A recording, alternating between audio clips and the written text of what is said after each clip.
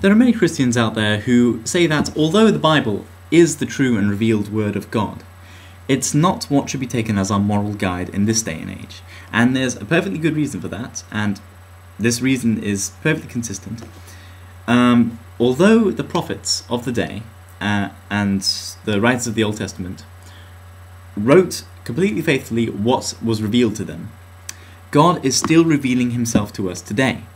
And instead of taking what was these people's revelation, we should take our own personal revelation and use that as our guide for our conduct and our knowledge of God and our general actions in life.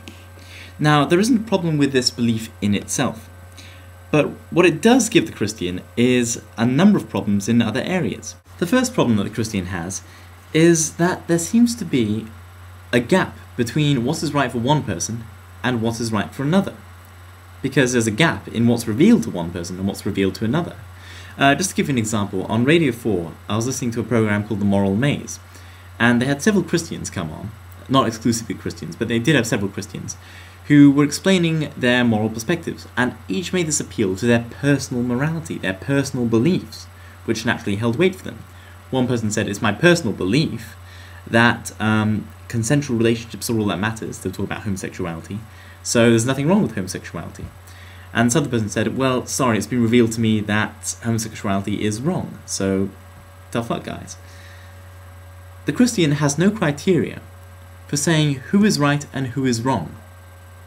And if he wants to take the option of saying that both of them are right and that they are following their own personal morality, then why is God revealing himself differently to each person? Or even if you say that, well, okay, in that case, God makes no moral judgment, then what's the point in Christianity? It simply becomes this umbrella for no real code of morality, but all these different people who follow different intuitions. Sorry, not intuitions, revelations. The second problem that the Christian faces is that the Bible gets sort of left behind. Because think about what he's saying. He's saying that if my personal revelation comes into conflict with the revelations of the authors, then my revelation wins. What God tells me supersedes what God told them.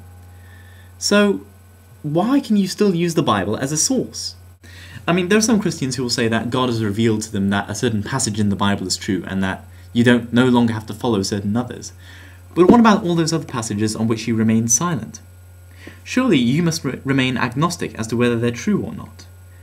And if you can say they're true, you've given me no reason why. Because if it's personal revelation that matters, and you have no personal revelation, and God has already revealed that some of this stuff is no longer relevant, why can you accept the rest? There's a massive problem here. So the Christian who follows this view can no longer refer to the Bible as a source in argument, because it has no weight anymore. Now, that's an interesting point, but there's one even more interesting. Because this idea of personal revelation immediately screws up the Christian's metaphysics. Christians generally, and I'm just saying generally, want the idea of an omniscient, omnipotent, apart from free will of course, an omnibenevolent God.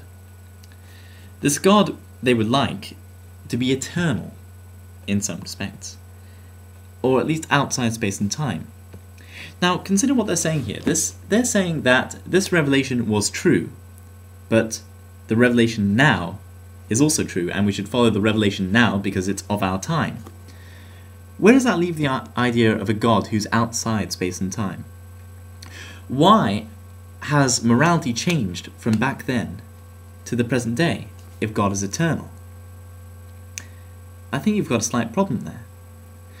And if God is the source of all that is good, why has he changed his mind?